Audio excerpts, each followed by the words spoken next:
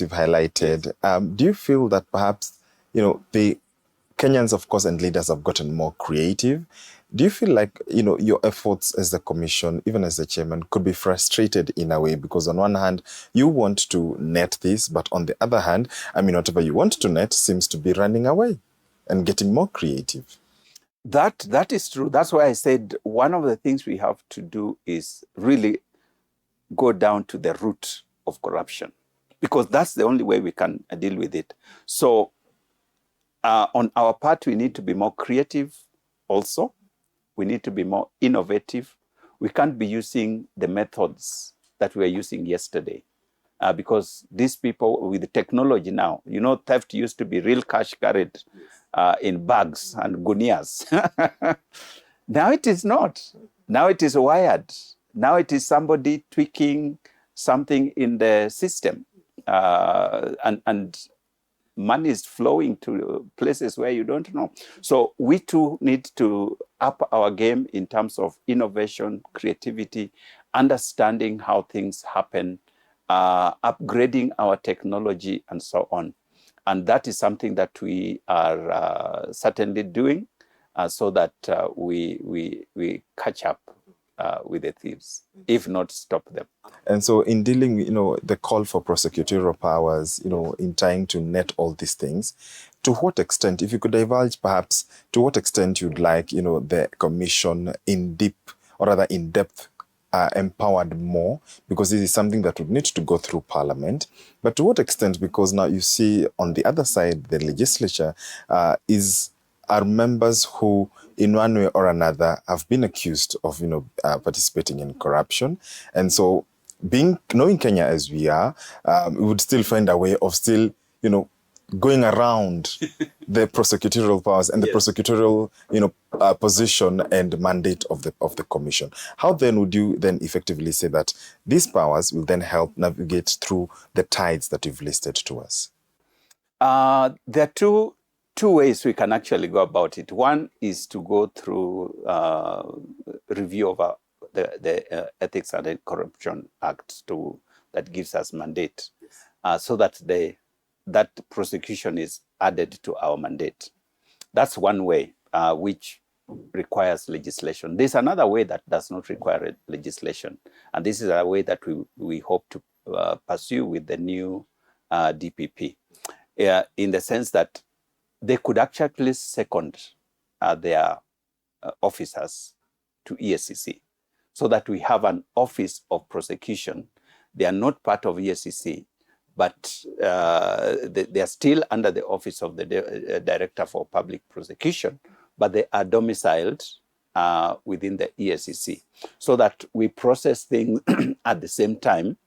This has been done even in hospitals. NHIF has their desk in major hospitals, just because of the volumes that need to be processed. If they were to take them all the way to the headquarters, it will slow the process. So you find that in big hospitals, there's an HIF desk right there. So if you have any queries, if you have any concerns, if you have any problem, you can go to that desk and they sort you out. You don't have to go to the main office. You don't have to go to the main office of NHIF. So that kind of thing can be happened, so that we have an office of the DPP within EACC. So they are not part and parcel of EACC, but our files can then be processed through that office much faster. That's another way of going about it, and a way that I personally think we can discuss with the new DPP and see whether indeed they can second some of their officers to us and create an office of the DPP within the EACC premises. Have you tried pitching that to the president? Perhaps, he's spoken, loudly about corruption. Have you had a conversation with the president about that? I'm only 4 months old. So it has been more of understanding, trying to understand how this whole thing works.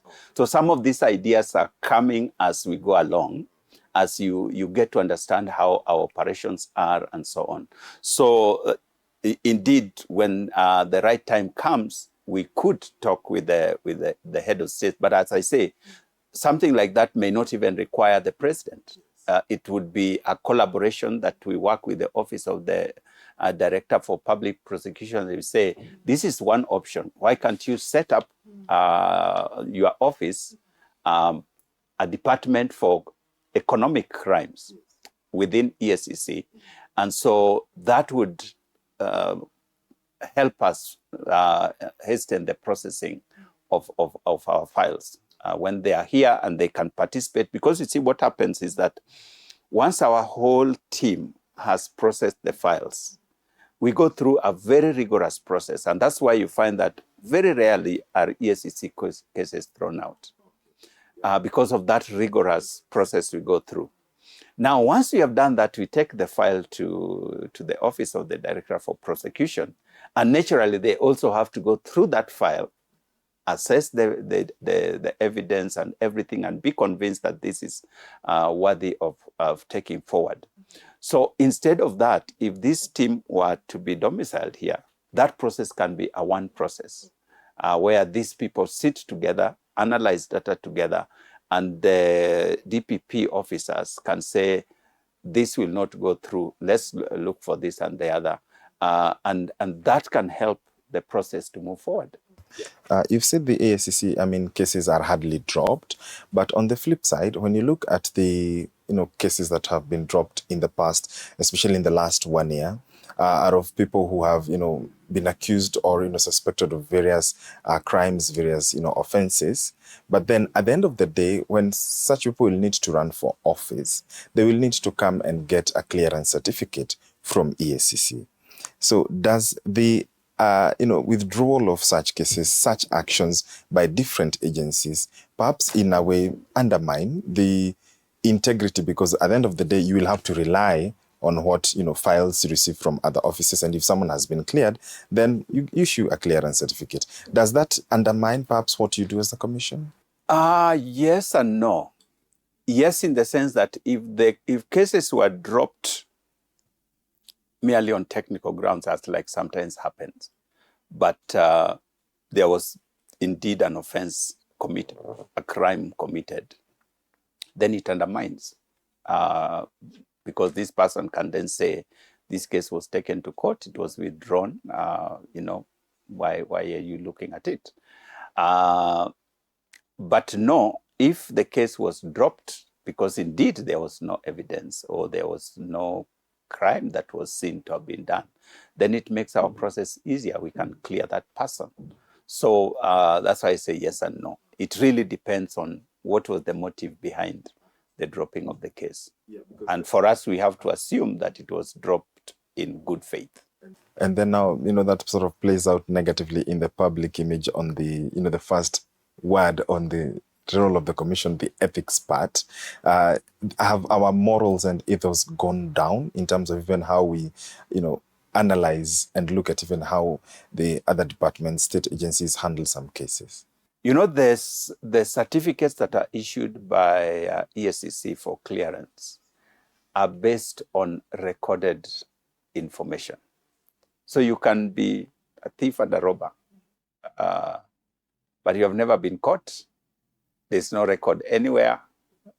So you will go to police, they'll check their records and give you a certificate of good conduct, while you're actually a known thief even among your neighbors. You steal their chicken, But when you go to the DCI to get your certificate of good conduct, they'll give you, because in their records, there is nothing.